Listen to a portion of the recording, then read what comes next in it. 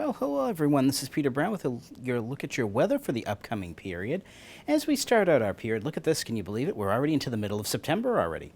We're going to actually start off with temperatures about average. That's a little bit different for this summer, that's for sure. We've mostly seen temperatures well above average, but we can definitely feel fall coming in, that's for sure. We're going to see daytime highs starting out our period in the low 70s and lows at night in the upper 40s. So very, very comfortable if you're outside doing any activities or trying to get a good night's sleep. That's for sure. We don't have to worry about the air conditioning being on anymore. And look at this as we get towards the end of the period. September 22nd, which is actually the first official day of fall, our temperatures usually around 70 and again lows in the upper 40s. So very nice fall-like feel into the air. And you can definitely notice that with the length of day. We're almost to the equinox, which means we're going to see just about 12 hours of daylight and 12 hours of night coming up. And after that, our nights are actually longer than our days. So that's a sure sign of the change of the seasons.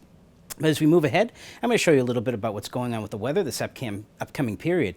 And we basically could take the same map that we had for last week and put it onto this week and apply it to this week's weather, because we're basically going to have almost a carbon copy of the weather we had this past 7 days, where we're going to see a chance of showers maybe this weekend as a front passes by. And once this front gets off the coast here on Sunday, might have a few maybe showers during the afternoon on Sunday, maybe not. That's not set in stone, but look at what's coming behind it again.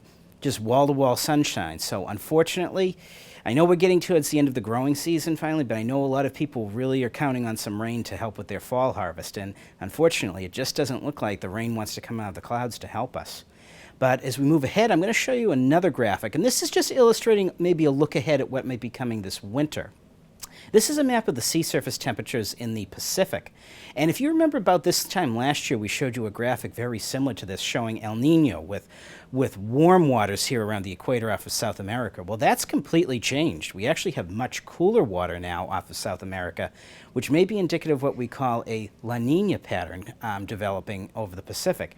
Now, that could bring us actually a much stormy and much colder winter for coming up, but that's not set in stone either, and that's about 3 months out. So we'll have to see how this develops in the Pacific and see how it influences our weather. But for right now, definitely don't have to worry about any incredibly cold blasts of weather, that's for sure. And as we move ahead, I'm going to show you a little bit about our 7-day forecast. And again, look at this. Almost every single day we have sun. The only difference might be Sunday afternoon going into Monday morning. And Sunday, of course, we have Truck Day on the Common here in Burlington. So hopefully we'll be able to keep that rain away and maybe get the fireworks in at night. But after we get by Monday, look at this. Going into the middle of next week, the end of the period, just sun everywhere and temperatures getting up again into the 80s. So actually much above average as we finish up the period. So folks, it looks like summer is continuing on, even though we're heading into fall at the end of this period. But get out there and I hope you enjoy the weather.